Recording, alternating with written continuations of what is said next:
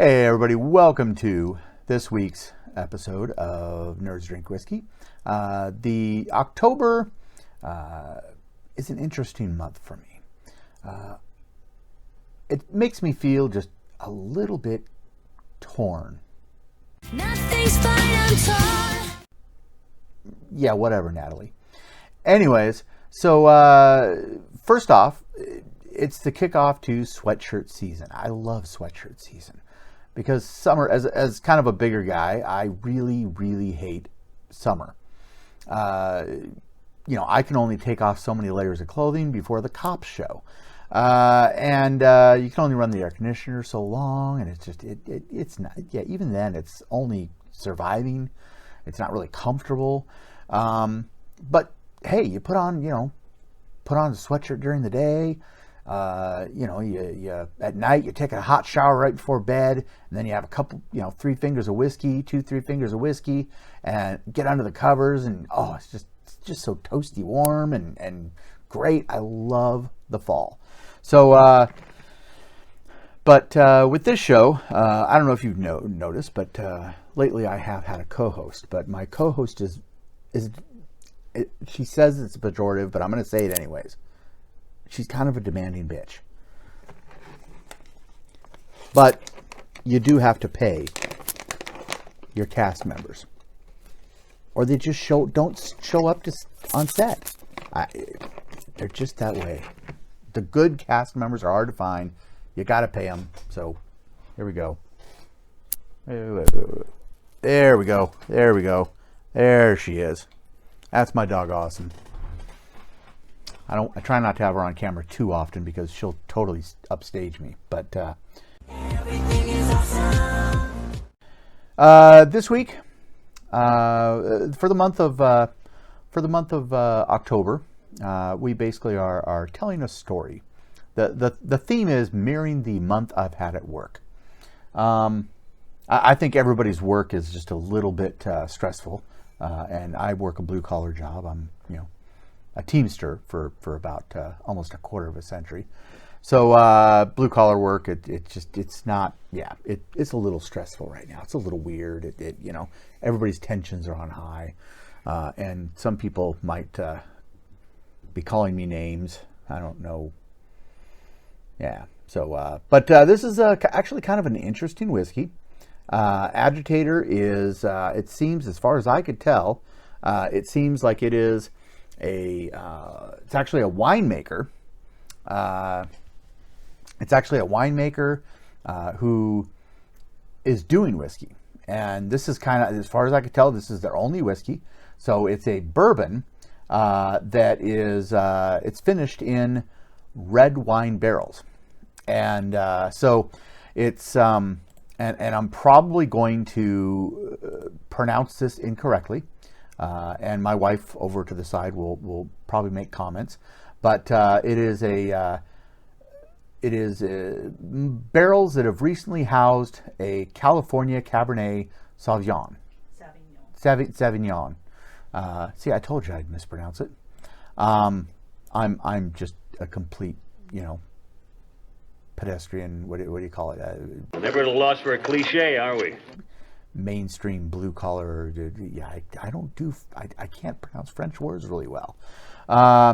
But anyways, so it's finished in red wine barrels. That does make me a little nervous because I really don't like vinegar that much. I'm not a fan of vinegar. Pretty much, if the food is prepared with a lot of vinegar, I probably won't like it. Wine, I'm not a big fan of wine. It's got kind of a vinegary taste to it. Kimchi, not a big fan because it's vinegary. I like whiskey because it doesn't taste vinegary. But now you've added wine to my whiskey, and it's probably going to be a little vinegary. But I find that interesting. They have done something a little different. They're trying to do things. Whiskey is one of those things where it's you got this basic recipe, you got this basic formula, this basic protocol, and then beyond that, you figure out ways that you can tweak it a little to the left, tweak it a little to the right, and they've done within the paradigm of bourbon. They've tried to find an original way of doing it, and for that I applaud them. But Sorry, lunch coming back up on me. Anyways, I think with that, I think we're going to take a look at this on the nose. Wow, right on the nose.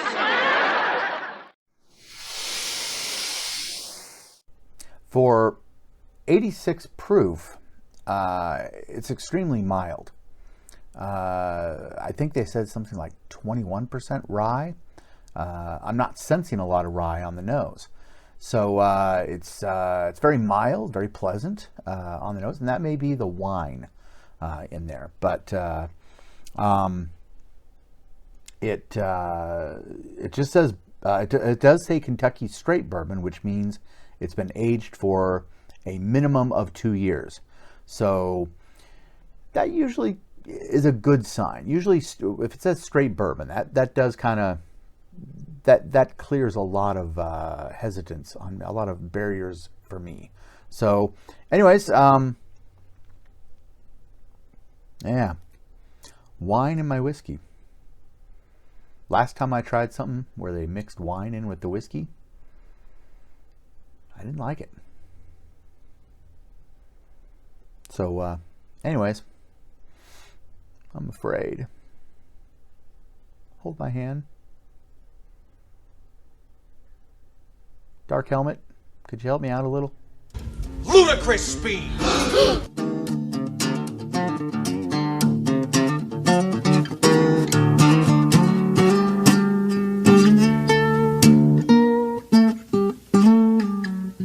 I gotta say, I think the wine, finishing the wine barrels, there's something about wine that kind of kills a lot of, it deadens a lot of things in whiskey, it seems. Anytime anybody does anything with whiskey where wine is involved, it's kind of like your sticks that you can buy, or the little small barrels that we experimented with about a year ago. Basically when you try and rush the aging process, it basically deadens all the important things of the whiskey. And even if you take a really horrible whiskey, you can put it into like a whiskey that's had a bad cut. You can put it into one of those mini barrels and hope to save it, and it doesn't save it because it doesn't have that time, and it still has that turpentine kind of taste to it. So wine kind of does the same thing. It's a more pleasant version of that, but it does seem to deaden a lot of the things that I like about whiskey. Now, with this being 86 proof, it still has a bite, but again, it's really mild. It's very, a lot of, I think, the character of the whiskey has just been deadened. With that said, I think that if you are a fan of wine and you're a fan of whiskey, I highly recommend Agitator. No wine. But if you're not a fan of both, this is a whiskey that's going to be raved about by it's going to have a very, very vocal, passionate fan base, but a very small fan base, because I think that unless you're a fan of both, I don't think that you're going to really enjoy Agitator whiskey. So, and at $30 a bottle, that's not horrible. $30 is not a lot to pay for a whiskey, but for something that's not really good, there's a lot of better $30, $20, even $10 whiskeys, in my opinion, out there that you could purchase. So my review of Agitator Kentucky Straight Bourbon is, unless you're a fan of both wine and whiskey, I would stay clear and pick something else, because it's just kind of, to me, it's kind of boring. Boring. It just doesn't really have a lot of character. It doesn't have a lot of depth. It's kind of okay. I mean, it's not torture to finish this in any way, but there are definitely better whiskeys out there. So I cannot give a passionate recommend for Agitator unless you are a fan of both wine and whiskey. So anyways, see you next week for another episode of Nerds Drink Whiskey. I think it's time that I pay my my co-host here, or she's gonna start sending her agent after me. By the way, she's her own agent, and just she just be how the stars how difficult the stars can be. So gotta pay the talent, the true talent of the show, the one that everybody sticks around for. Awesome the dog. And you can follow her on Facebook. Yeah, facebook.com/awesomethedog. Anyways,